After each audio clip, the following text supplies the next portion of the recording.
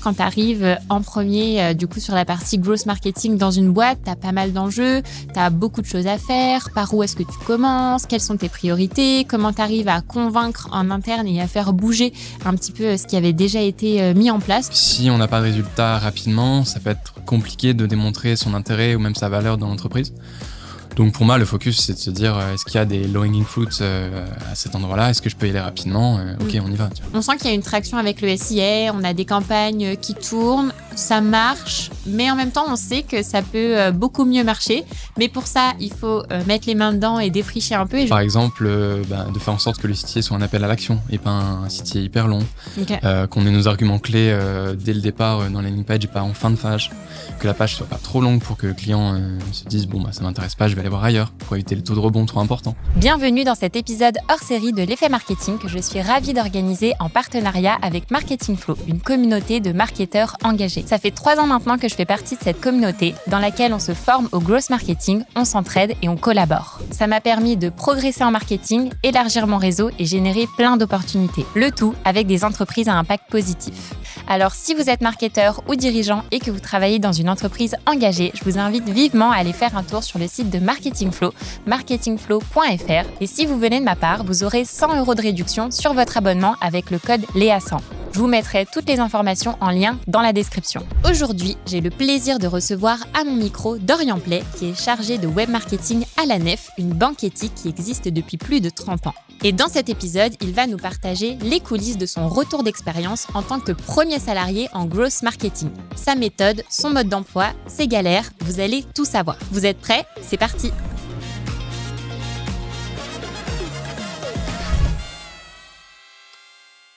Hello Dorian! Salut Léa! Bienvenue sur le podcast, très contente de te recevoir. Merci beaucoup pour l'invite. Et moi j'avais trop envie de te recevoir à mon micro parce que on s'était rencontrés il y a 6 mois pendant un afterwork que j'avais organisé à Lyon avec les membres de la communauté Marketing Flow. Et du coup, c'est là où j'avais pu faire ta connaissance, que tu m'as dit que ça faisait 1 an, presque 1 an du coup maintenant depuis, ça va faire 1 an que tu travailles, 1 an tout pile, ouais. Que t'es à la Nef. Et du coup, ce qui est trop cool, je trouve, dans ton parcours, c'est que t'es arrivé en tant que premier salarié en growth à la Nef, et du coup j'avais vraiment envie que tu puisses nous partager ton retour d'expérience parce que ce que tu vis là, c'est un peu ce que vivent beaucoup de marketeurs quand tu arrives en premier du coup sur la partie growth marketing dans une boîte. Tu as pas mal d'enjeux, tu as beaucoup de choses à faire, par où est-ce que tu commences, quelles sont tes priorités, comment tu arrives à convaincre en interne et à faire bouger un petit peu ce qui avait déjà été mis en place. Donc très contente de te recevoir. Mais merci beaucoup. C'est vrai que c'est des sujets quand même assez passionnants. Et je suis vraiment ravi de pouvoir en parler avec toi aujourd'hui. Merci beaucoup. Avec plaisir. Ce que je te propose pour démarrer, c'est peut-être qu'on se replonge en arrière. Du coup, on revient 1 an plus tôt, quand tu arrives à la Nef, savoir un petit peu quel est l'état des lieux, donc à quoi ressemble l'équipe marketing s'il y en a une, quel est le niveau de maturité de la Nef de manière globale sur la partie growth marketing. Si tu peux nous faire un petit peu un topo pour qu'on puisse se mettre dans le bain. Oui, bien sûr.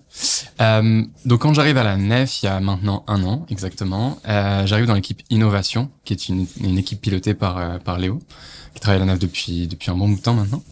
C'est en fait une nouvelle équipe, donc c'est aussi là un peu la bonne nouvelle pour moi quand j'arrive, c'est que tout est à faire, et j'arrive dans une équipe qui est nouvelle, donc il n'y a pas encore de mécanisme en place, on peut vraiment s'adapter aux uns et aux autres.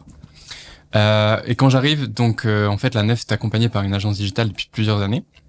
Ils sont vraiment satisfaits du résultat de cette agence. Ils ont été accompagnés en fait depuis plusieurs années sur la campagne Big Bank, la Nef a fait beaucoup de bruit parce que c'était une campagne vraiment cool pour le coup. Et on a également eu un accompagnement SEO depuis plusieurs années. Et donc j'arrive dans cette Nef où il y a déjà un accompagnement digital, mais en interne il n'y a pas vraiment de gestion structurée de tout ce qui est en fait SEO tout simplement. Et au niveau du SIA, c'est géré à moitié par mon manager Léo et par l'autre moitié l'équipe com qui en fait a une tâche en plus de ce côté-là, mais qui est pas forcément spécialisée dans la gestion de campagne paid. Donc j'arrive dans cet environnement où on va me demander assez rapidement de m'intégrer à cette équipe et surtout de commencer à gérer les sujets vraiment purement web marketing. Ok, donc en fait, tu as vraiment cet enjeu t'as déjà des premières choses qui ont été mises en place, mais comment est-ce que toi, tu arrives pour finalement peut-être professionnaliser un petit peu tout ça, accélérer, j'imagine, sur certains sujets et toi aussi réussir à faire tes preuves, peut-être un peu cette pression que tu peux avoir au démarrage de dire, bah, il y a tout à faire, c'est cool, mais en même temps, il faut que toi, de ton côté, tu arrives à prouver que les premières actions que tu vas mettre en place vont avoir des résultats. Ouais, c'est exactement ça. Il y a un sujet j'ai été recruté en web marketing qui est un nouveau sujet à la nef. Et donc, il y a quand même une partie d'acculturation qui est importante. C'est-à-dire qu'on est aussi, pour rappeler rapidement quand même le contexte de la nef, c'est une pierre angulaire de l'ESS, donc économie sociale et solidaire. C'est une entreprise, une banque, donc qui est fortement respectée pour ses valeurs et son éthique. Et donc le terme marketing, quand j'arrive à la nef, peut parfois faire peur à certaines personnes, parce que ça peut être vu comme quelque chose de négatif ou quelque chose qui est un peu contre nos valeurs. En fait, il y a un sujet quand même, quand j'arrive à la nef, d'expliquer que le marketing, s'il est utilisé à bon escient, il peut être un outil vraiment efficace pour ce que nous, on veut faire. Et ça peut aussi rentrer dans nos valeurs éthiques. Donc, il y a un vrai sujet d'acculturation, et c'est un peu pour ça que je suis... En tout cas, c'est comme ça que moi, je vois aussi ma mission aujourd'hui. Ok, très clair. Et du coup, donc toi, quand tu arrives à la nef, t'as un peu ce truc t'as plein de choses à construire, mais en même temps, t'as aussi ce défi de par où je commence, t'as beaucoup de choses à mettre en place. Donc toi, comment est-ce que tu t'organises et tu te dis, ok, par quoi est-ce que je commence? Comment est-ce que tu définis tes priorités? Ouais, il y a une réalité, c'est que j'ai aussi été recruté par mon manager, donc il y avait déjà des priorités établies.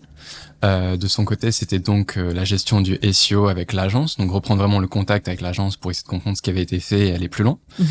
Il y avait la partie SIA, donc on a quand même des campagnes qui sont en cours au moment où j'arrive. Il y a quand même le sujet d'essayer de comprendre ce qui est fait et d'essayer d'aller plus loin dans l'analyse. Et moi, il y a des sujets où dès le départ, je me rends compte qu'il y a des choses à faire. C'est-à-dire que j'ai été recruté pour une bonne partie de SEO quand même. Et quand j'arrive à la nef, je me fais un premier audit de mon côté, en essayant de comprendre où est-ce qu'on en est au niveau de la nef sur nos moteurs de recherche principaux. Donc, je regarde, évidemment, le premier audit, c'est Google, mais je regarde aussi les autres moteurs de recherche. Et je me rends compte assez rapidement, par exemple, que la nef est très bien référencée sur son nom de marque, mais que sur les autres termes, qui sont quand même des termes dont on s'estime propriétaire, on est bien référencé parce qu'il y a eu un travail de l'agence de référencer ces termes-là, mais qu'on peut aller beaucoup plus loin. C'est-à-dire que, par exemple, si je prends l'exemple de banque éthique, qui est tout bonnement la définition de la nef, on est bien référencé, mais on est loin d'être en top 5 sur les résultats de recherche en SEO. Donc, rapidement, je me rends compte qu'il y a quelque chose à faire de ce côté-là. Donc ça a été pour moi une des premières priorités, c'est de faire en sorte que notre stratégie SEO soit posée sur le long terme avec l'agence. On a la chance d'être accompagné, ça c'est vraiment la bonne nouvelle. Et ensuite, je me rends compte qu'il y a des projets sur lesquels je vais devoir me mettre assez rapidement. Donc il y a par exemple l'email marketing, qui était géré jusque-là par une partie de la com, mais qui a aussi beaucoup d'autres choses à faire en com externe. Donc je reprends rapidement cette partie-là aussi. Et ensuite, je me rends compte aussi, c'est mon manager qui m'en parle, mais que l'onboarding à la nef, donc je peux détailler un petit peu. L'onboarding chez nous, ça va être une fois que le client a souscrit à un produit bancaire, que ce soit un livret, que ce soit un compte à terme ou qu'il ait pris des parts sociales pour devenir sociétaire chez nous et donc faire partie de la coopérative. Il y a un sujet d'accompagnement une fois que cette partie-là est finie. Donc une fois que le client est chez nous à la nef, on a un truc qui fonctionne bien aujourd'hui, mais comment on peut aller plus loin dans cet accompagnement? Donc rapidement, ça c'est mes priorités. Donc là, on a plusieurs sujets, à la fois de l'acquisition, de la conversion, le parcours aussi post-achat. Qu'est-ce qui se passe une fois que un utilisateur devient un client de votre côté? Et moi, ce qui m'intéresse de savoir, tu vois, là déjà, quand on énumère tout ça, on se rend compte que c'est des leviers qui sont très différents. Ça demande de mobiliser des compétences qui sont différentes aussi. Est-ce que toi déjà, tu maîtrisais toutes ces compétences-là? Parce que tu as un peu ce truc de tu deviens le fameux mouton à 5 pattes du coup en growth marketing, et t'as un peu ce truc où ça peut être un peu frustrant, stressant au début, et du coup tu peux un peu galérer quoi. Ouais, je suis d'accord avec toi. Ça peut être frustrant, stressant. Moi, la façon dont je l'ai vu, et c'est un peu comme ça que j'ai approché la nef au départ, c'est que c'était une opportunité géniale de développer mes compétences dans plein de domaines où j'étais pas forcément spécialisé, et aussi de faire plein de choses différentes dans le marketing digital. Moi, je trouve ça cool de pas avoir qu'une seule fonction. C'est hyper intéressant de toucher à tout, voilà. Mais effectivement, non, quand j'arrive à la nef, je maîtrise pas tous les leviers, et aujourd'hui, toujours pas, heureusement. C'est aussi le truc cool du marketing digital, c'est que c'est en perpétuelle évolution et que t'es toujours en train d'apprendre. Pour me former, je peux peut-être parler un peu de Marketing Flow parce que pour le coup, quand je suis arrivé, j'ai rapidement rejoint la communauté grâce à mon manager. Et en fait, je suis tombé sur un tas de ressources hyper utiles qui peuvent te permettre, si t'as pas forcément les compétences dans certains domaines, d'aller piocher les bonnes informations. Okay. C'est ce que j'ai fait notamment pour mon projet onboarding, où en fait, je suis allé voir un tutoriel qui s'appelait, je sais plus exactement, mais c'était des techniques d'upsell en fait, pour essayer de comprendre post-achat ce qu'on pouvait envoyer comme type d'email à nos clients. Okay. Et pour essayer d'aller plus loin dans le parcours de conversion. C'est notamment ce que je fais avec le projet onboarding, c'est-à-dire qu'on essaye de faire en sorte que nos clients aillent plus loin dans le type de produit qu'ils souscrivent, parce qu'à la nef, on considère aussi que pour pour vraiment décarboner son épargne, si on parle un peu de la nef, il faut aller plus loin dans le type de produit souscrit, et en plus d'avoir un livret, on peut aussi participer à la coopérative en ayant des parts sociales. Ok. Ouais, donc tu as vraiment ce truc où tu te dis, si je suis pas au top sur tous les sujets, j'ai quand même cette possibilité de me former, et je me dis, moi, que ça fait un peu aussi partie du package. Je peux pas savoir tout faire. Le marketing, ça bouge beaucoup, donc plutôt être dans cette logique de comment est-ce que je suis en mouvement et j'apprends en continu. Ouais, tout à fait. Je pense que ça fait partie du job de marketeur de base, de savoir, entre guillemets, être agile et de se dire, bon, de toute façon, je pourrais jamais maîtriser tous les leviers, mais d'essayer d'aller piocher les bonnes informations là où elles sont, et d'essayer de se développer dans ce sens-là. Donc Marketing Flow, c'est un exemple unique pour avoir toutes les ressources utiles, surtout quand on est dans une boîte impact. C'est hyper utile d'avoir ce genre de ressources. Mais je pense aussi que de toute façon, le marketing est en perpétuel mouvement, comme tu dis, et que c'est hyper important en fait de continuellement essayer de se développer. On peut pas se dire à un point B, bon voilà, je sais tout du marketing digital et j'irai pas plus loin. Donc voilà, pour moi, ça peut être stressant et un peu peut-être frustrant de pas tout connaître, surtout quand t'es seul dans ta boîte. Mais c'est aussi un challenge parce qu'en fait, tu te retrouves à avoir un tas de compétences dans plein de domaines qui peuvent te servir dans d'autres considérations. Donc moi, je trouve ça génial. Ouais, c'est ce qui est à la fois, comme tu dis, un peu frustrant, et à l'inverse, c'est aussi ce qui est stimulant, qui nous donne envie d'apprendre plein de choses, de tester, voir ce que ça donne, de challenger. Et du coup, ouais, moi aussi, ce que je trouve trop cool, du coup, dans la palette du marketing, avoir vraiment cette diversité et de pas savoir tout faire, mais de se dire que tu crash test en continu, quoi, finalement. Exact. Et du coup, maintenant qu'on a un bon état des lieux de comment c'était quand t'es arrivé à la nef, du coup, les challenges que t'avais et les différentes priorités, si ça te dit, je serais partante qu'on puisse les décortiquer finalement une par une, et peut-être démarrer par le SEO qui du coup était, je sais, un gros morceau du coup pour toi. Et en plus, je trouve ça trop intéressant parce que ça, je trouve que c'est le cas de plein de boîtes, ce truc de, ok, on a lancé des premières actions en SEO, on est bien référencé sur notre compte marque, c'est cool, et en même temps, c'est la base. Et comment est-ce qu'on fait pour être positionné sur nos mots-clés stratégiques, quelles vont être les actions qu'on va mettre en place, et comment est-ce qu'on fait à la fois quand on part de loin, quand on a des mots-clés qui sont pas du tout positionnés, ou quand on a déjà des mots-clés qui sont déjà positionnés, je sais pas moi, en page 2 ou en page 3, mais qui sont pas du coup dans le top 5, comme tu disais. Est-ce que tu peux nous raconter un petit peu, toi, ce que vous avez mis en place à la nef? Ouais, je peux parler rapidement aussi de quand je suis arrivé, ce que j'ai pu constater avec mon audit. Donc, on s'est rendu compte, comme tu dis, qu'en fait, on était très bien positionné sur le terme nef, qu'il y a quand même une certaine rayonnance de marque avec ce nom, notamment dans l'ESS. Mais que sur des termes où on s'estimait être propriétaire, en fait, on n'avait pas forcément des bons positionnements encore notamment sur Google. J'ai pu voir rapidement aussi qu'on avait beaucoup d'impressions, que donc Google nous avait bien identifié sur ces termes-là, mais que certains acteurs nous passaient devant. Et donc, ça a été une stratégie de se dire, il faut absolument qu'on essaye de se positionner mieux sur ces termes. Je pense aux termes banque écologique, banque éthique, banque coopérative. C'est typiquement la définition de la nef. Et donc, les actions qu'on a mises en place rapidement, avec mon agence digitale, j'ai la chance, comme je l'expliquais, d'être accompagné.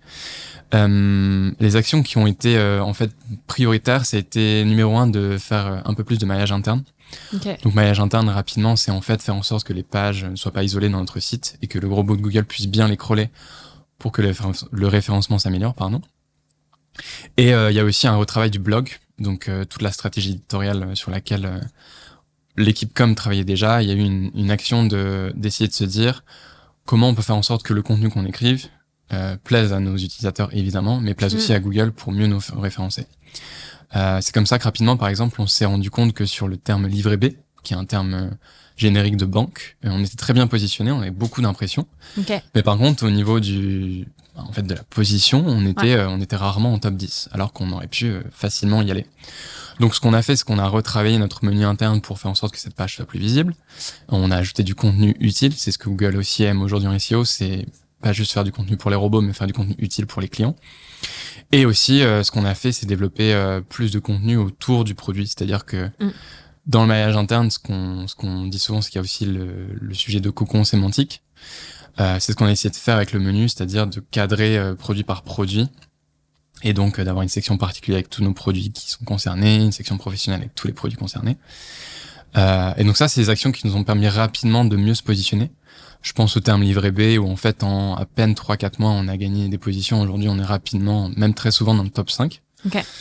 Et ensuite, il y avait une partie aussi, on va dire, éditoriale, pour revenir à la com, qui par exemple travaillait sur des articles tous les ans, qui traitaient des mêmes sujets. Alors en SEO, on peut se dire, pourquoi traiter du même sujet, faire 10 articles, quand on peut en faire qu'un seul, essayer de le référencer. Donc c'est notamment ce que j'ai fait pour notre partie avis, c'est-à-dire que tous les ans, on publiait les résultats de nos avis, parce qu'à la nef, c'est hyper important de partager aussi les résultats qu'on a en interne, et on essaie d'être transparent sur tous les sujets. Et donc, je me suis rendu compte que tous les ans, on rédigeait un article d'avis pour la nef, qui ne se référençait pas forcément. Donc ce qu'on a développé, c'est de se dire, maintenant, on va créer un article, tous les ans, on va le mettre à jour, on va faire en sorte que ces articles soient référencés. Et ça nous a permis, notamment sur le terme la nef avis ou banque nef avis, d'être top 1 en permanence, en fait, et de se réapproprier un peu nos termes stratégiques.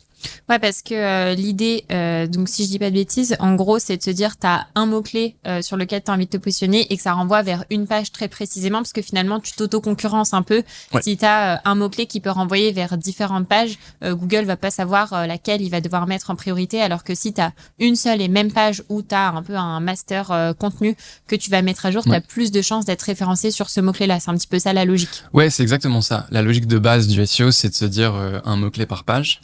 Parce qu'en fait, comme tu le dis, ça peut être très rapide de se cannibaliser et donc de s'auto-sabotager. Sabotager ? Non. Auto-saboter. Ouais, ça je passe. fais du franglais. Auto-saboter. Et donc, je prends un exemple, mais si je prends livret B, par exemple, pour revenir à notre exemple tout à l'heure, ça peut être facile d'essayer d'optimiser ce mot-clé sur plein de pages. Et au final, Google va jamais référencer plusieurs de nos pages. Google va aimer quand même la concurrence. Donc, il va essayer de mettre plusieurs types de pages en top 10. Et donc, si on concurrence son mot-clé soi-même, en fait, on va s'auto-saboter, comme on dit. Et ouais, là, ce qui est intéressant en plus, c'est que du coup, sur la partie SEO, vous partiez pas de zéro parce qu'il y avait déjà des actions qui avaient été mises en place et vous avez aussi un historique. Si je dis pas de bêtises, la nef existe depuis une trentaine d'années. Donc, forcément, il y a des pages qui ont été indexées depuis. Et ce que je trouve intéressant dans ta logique, c'est de se dire, OK, déjà, voir où est-ce qu'il y a du potentiel, où est-ce qu'on apparaît dans Google et où est-ce que c'est intéressant d'apparaître plus et du coup dans de meilleures positions. Toi, ça a vraiment été ça ta logique, plutôt que de repartir de zéro. C'est comment est-ce que je pars de l'existant et je cherche à l'améliorer. Et du coup, ça, je trouve que c'est vraiment productif finalement comme démarche, quoi. C'est capitaliser déjà sur ce qui existait déjà. Ouais, en fait, ça a été aussi, et pour moi, ça c'est hyper important. Pour toute entreprise, mais encore plus pour la nef, d'essayer de comprendre ce qui avait été fait parce que il y a quand même un long travail qui est fait depuis presque 40 ans maintenant avec la nef. Et en fait, de pas me dire j'arrive dans un nouveau rôle, je vais tout changer, je vais tout révolutionner. Pour moi, il y a une partie quand tu arrives dans une entreprise hyper importante d'acculturation, mais en fait toi-même envers l'entreprise et pas dans l'autre sens. Ça vient plus tard quand tu as compris enfin quels étaient les enjeux de l'entreprise.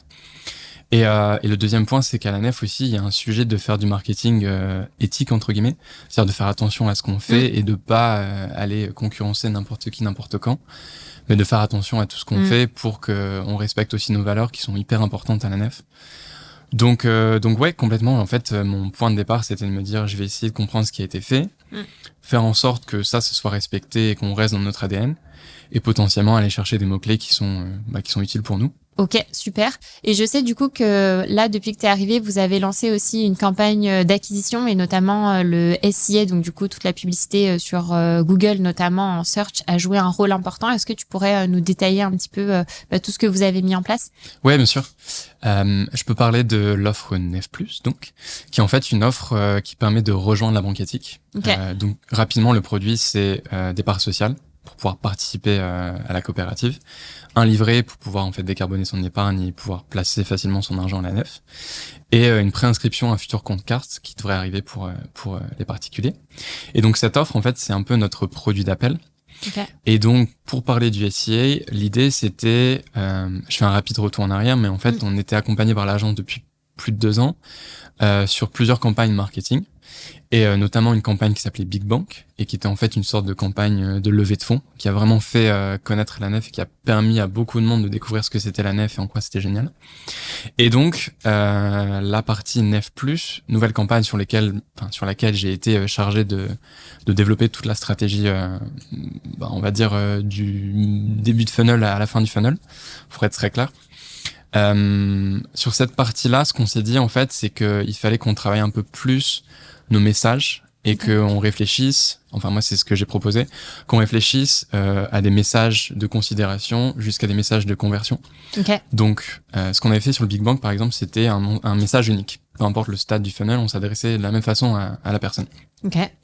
Moi ce que j'ai essayé d'apporter, c'est de dire il faut qu'on ait des messages de conversion qui soient différents du message de considération parce que c'est pas le même stade et c'est plus facile de convertir quelqu'un en lui proposant de passer à l'action.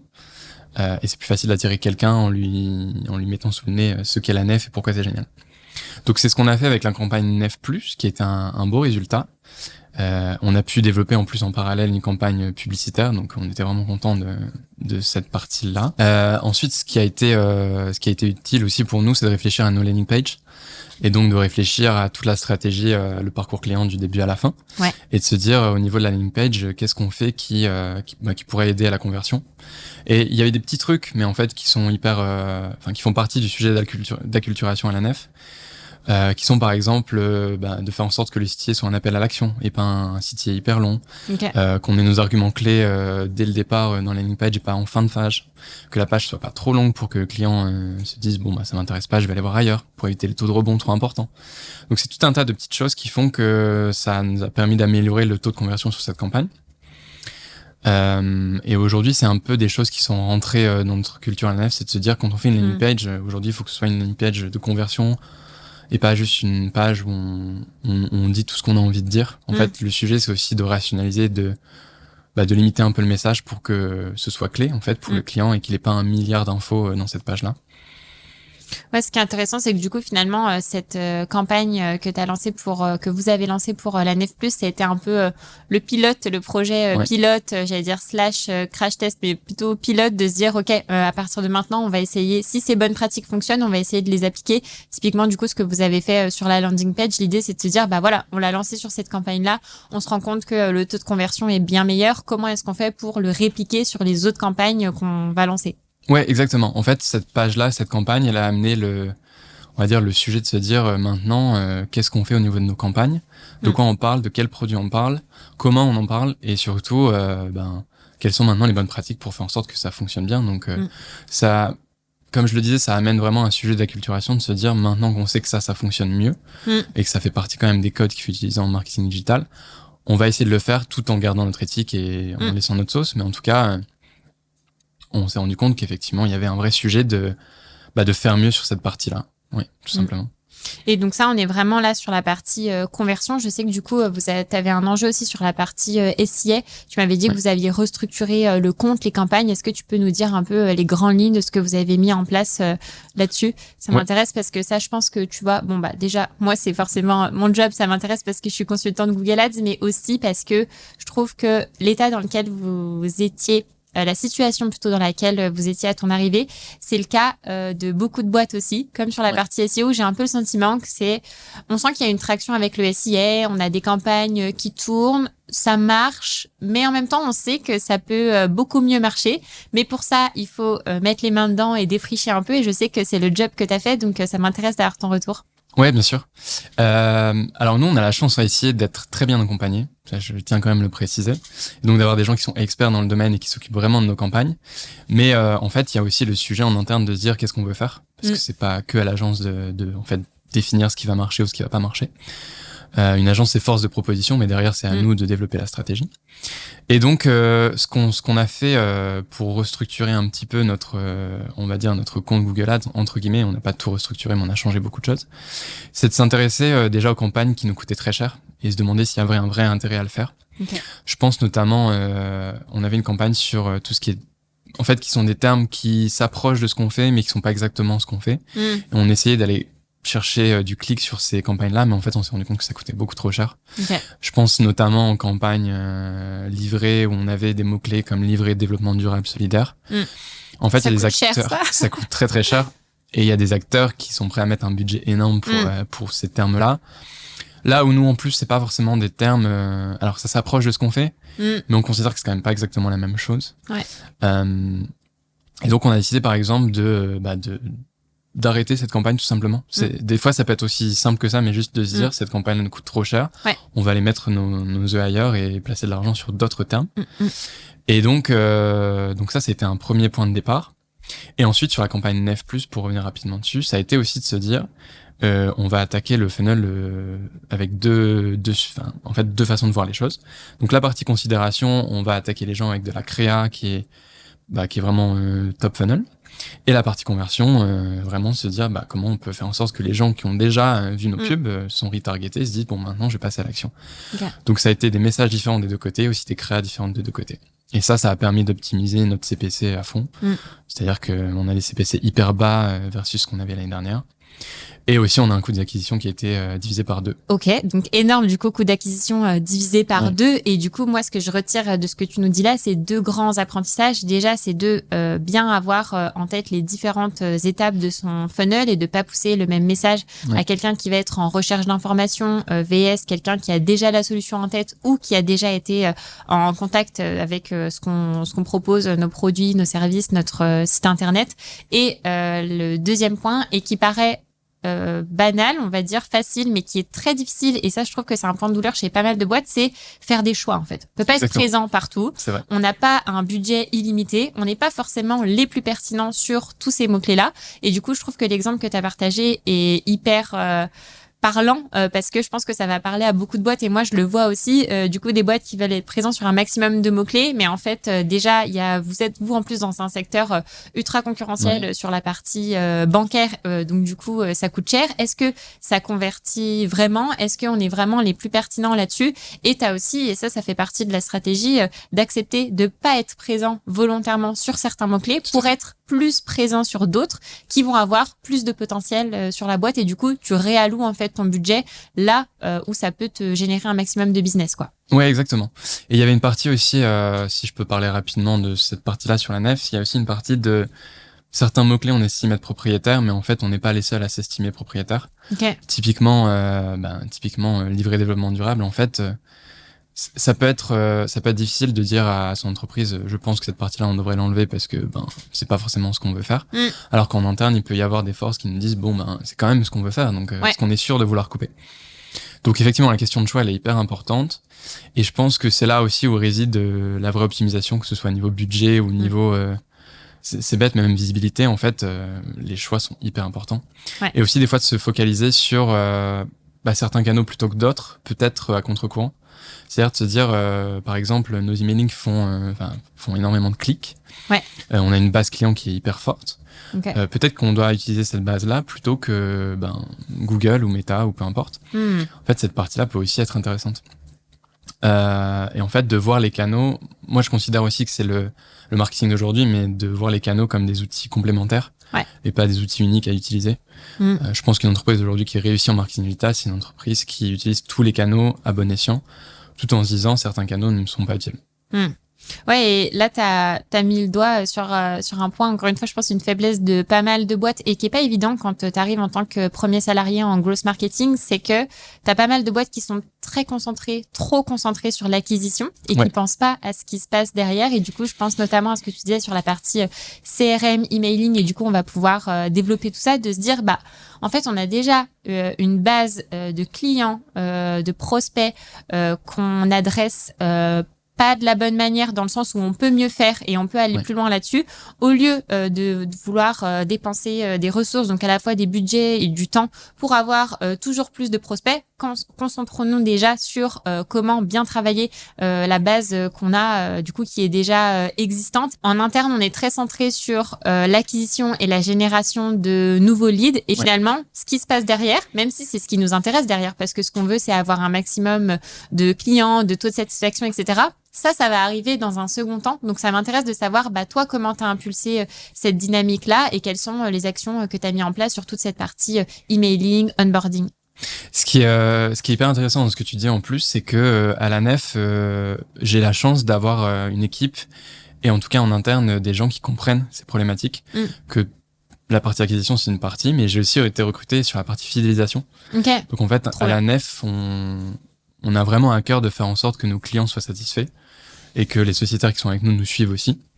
Donc c'est un vrai sujet à la Nef de faire en sorte que notre image soit respectée partout où on va. Et donc de faire en sorte que de l'acquisition à la fidélisation, tout le monde soit content.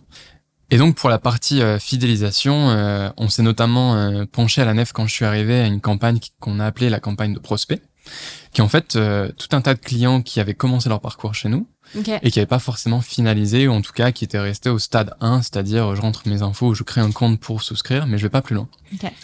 Et ça, c'est des clients où avant, et donc pour revenir à la partie acculturation, on s'intéressait pas forcément à ces clients-là. Et donc, quand je suis arrivé, j'ai eu la chance d'avoir une collègue qui avait commencé à réfléchir à ces sujets.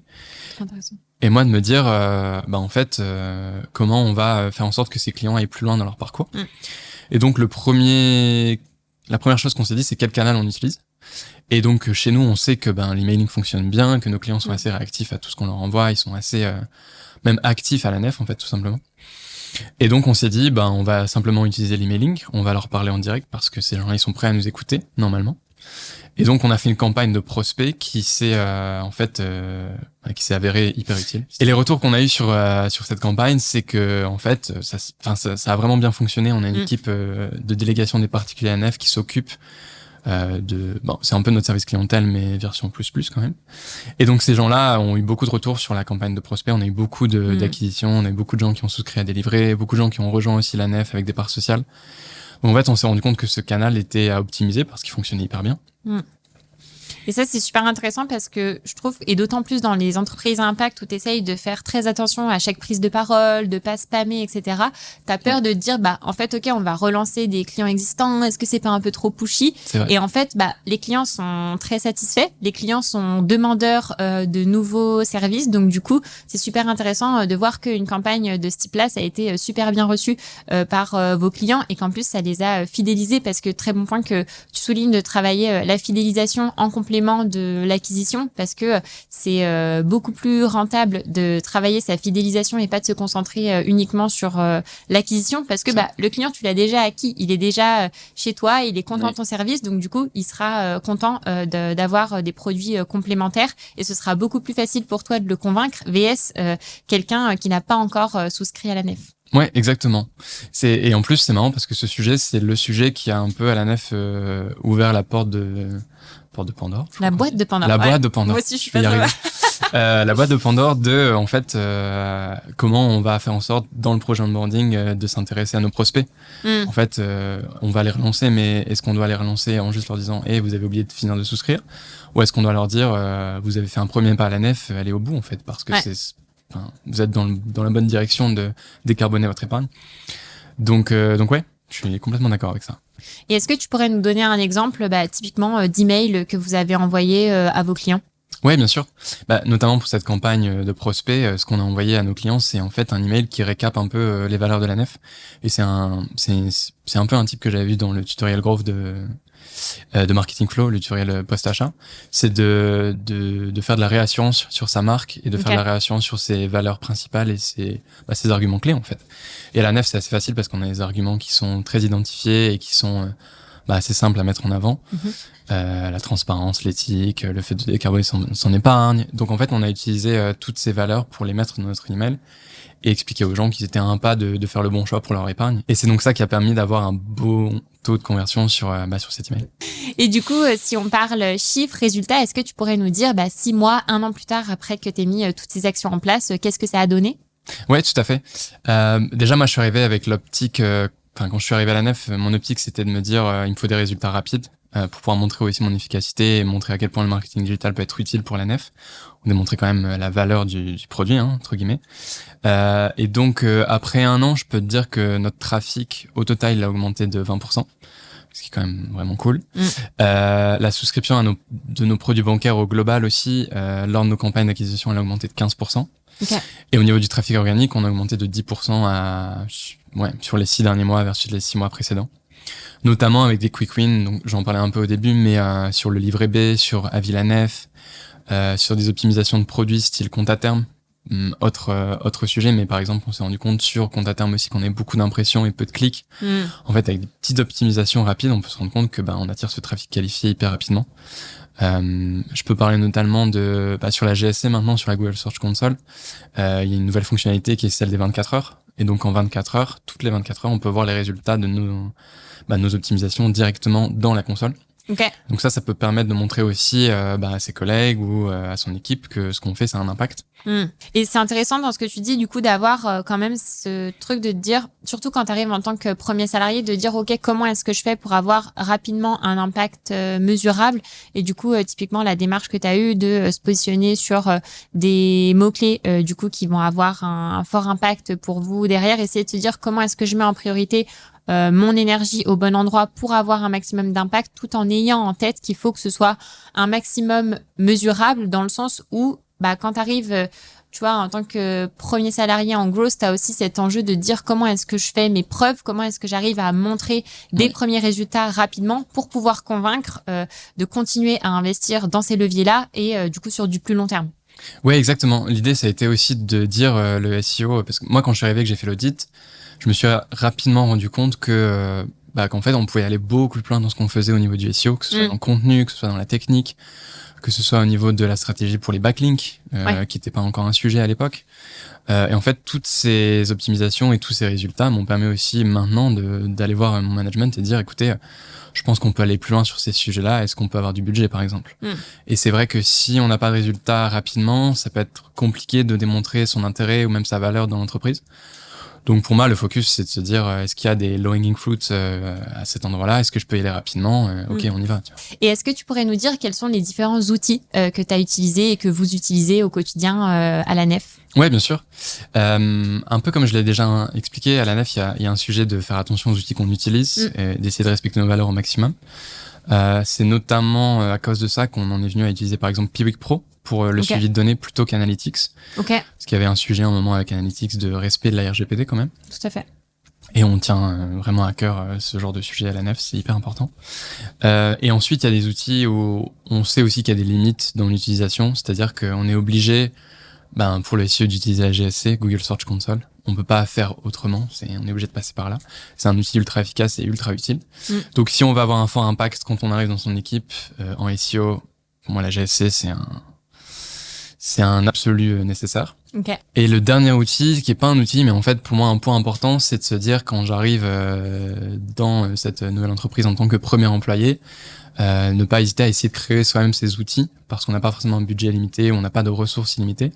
Moi, en interne, ce que j'ai fait rapidement, c'est de créer des dashboards sur Excel, un truc assez simple, qui permet de suivre notre taux de souscription, quel produit, quel montant, pour aussi pouvoir piloter facilement nos actions. Trop cool, ouais. Donc pas avoir ce truc quand t'arrives, t'as pas forcément un budget illimité pour avoir accès à plein d'outils, mais pas être frustré et te dire assez rapidement comment est-ce que moi je fais pour suivre mes KPI essentiels de la manière la plus simple possible. Et du coup, en effet, un Google Sheet que tu partages avec l'ensemble de ton équipe, ça fonctionne très bien. Ouais, exactement. Ne pas hésiter à être créatif. Pour moi, ça c'est hyper important. Et pas hésiter non plus à partager son travail, surtout quand on arrive, parce que les gens connaissent pas forcément. Donc il y a quand même un sujet de partager les résultats, de partager ce qu'on fait, pour que les autres aussi puissent intervenir dans son travail. Et est-ce qu'il y a d'autres apprentissages que tu aimerais nous partager du coup suite à cette première année? Ouais. Alors la partie démontrer sa valeur rapidement, ça pour moi c'est la clé quand on est tout seul dans son entreprise. La deuxième partie, on en a un peu parlé, mais c'est de se former en continu. Que ce soit sur des sujets qu'on connaisse ou qu'on connaisse un peu moins bien, je pense qu'il y a un vrai intérêt à se dire comment je peux aller plus loin dans mes connaissances sur ce sujet-là. Je pense notamment à Marketing Flow qui est hyper utile pour ça, que ce soit pour les live marketing, les tutoriels, mais aussi tous les cas, les expériences de personnes qui partagent sur Marketing Flow, les audits qui sont faits aussi par d'autres personnes. Je sais que il y avait des audits SEO que je m'amusais à lire parce que ça me réassure un peu sur ce que je sais faire ou ce que je sais pas faire et ce que je peux comprendre. Voilà, ce genre d'outil, c'est hyper utile. Et je pense qu'il y a un dernier point quand on est seul en growth marketing, ou en tout cas en marketing tout court dans son équipe, c'est de se dire je vais pas réussir à tout faire moi-même, c'est pas possible. Ouais. En fait, en growth marketing, même en marketing tout court, chaque métier est un métier en fait. Ouais. Quand on fait de l'email marketing, normalement c'est un métier, le SEO c'est un métier. Donc d'essayer de combiner le tout, c'est hyper compliqué. En tout cas, c'est très chronophage et on peut pas tout faire. Donc moi, mon conseil numéro 1, c'est de se dire, je vais collaborer avec d'autres personnes et je vais déléguer. Et je vais pas hésiter à demander de l'aide à mes collègues ou même aux agences. En fait, souvent quand on arrive seul dans une agence, souvent quand on arrive seul dans une entreprise, on est forcément épaulé d'agences. On va forcément aller déléguer, aller voir d'autres agences pour des sujets bien spécifiques. Donc pour moi, il y a un sujet d'essayer d'aller plus loin aussi avec eux, sans me dire que je sais pas maîtriser, parce qu'évidemment, je peux pas tout maîtriser. C'est pas moi qui vais aller piloter, par exemple, tous les jours le coût de notre PMax ou nos campagnes paid. Je vais demander à mon agence est-ce qu'on est bien raccord là-dessus, est-ce qu'on a le bon budget. Donc ne pas hésiter à déléguer et ne pas hésiter à collaborer. Trop cool. Et ben écoute, merci beaucoup Dorian pour tout ce que tu nous as partagé. Super épisode enrichissant et très pratico-pratique avec du coup tout ton retour d'expérience suite à cette première année. Donc je suis convaincue que ce sera utile à tous les marketeurs qui nous écoutent et qui arrivent un peu, qui sont lâchés comme ça au début, qui démarrent dans une boîte, qui savent pas par où commencer et du coup ça donne une bonne feuille de route et c'est toujours plus rassurant d'écouter des retours d'expérience de personnes qui sont déjà passées par là quand nous-mêmes on se retrouve dans la situation le jour J. Ouais, c'est clair. Moi, j'aurais bien aimé avoir ces conseils dès le départ. Et ben écoute, merci beaucoup. Merci à toi. Et je te dis à très vite. À très vite. Ciao. Et au travers de cet épisode, vous l'aurez compris, s'entourer quand on est marketeur, c'est méga important. Et pour ça, je vous conseille de rejoindre Marketing Flow dès maintenant. Et en plus, il y a une nouveauté cette année dans la communauté. Pierre et Megan vont lancer des bootcamps d'1 mois sur des sujets très précis pour vous aider à monter en compétences. Par exemple, le premier bootcamp qui va être lancé, ce sera sur Meta Ads, ce sera en avril et l'objectif, c'est qu'en 4 semaines, vous soyez capable de lancer et rentabiliser vos campagnes sur Meta Ads. Donc si ça vous intéresse, rendez-vous sur Marketing Flow pour postuler à la communauté et avec le code LEA100, vous aurez 100 € de réduction sur votre abonnement. Je vous dis à très vite.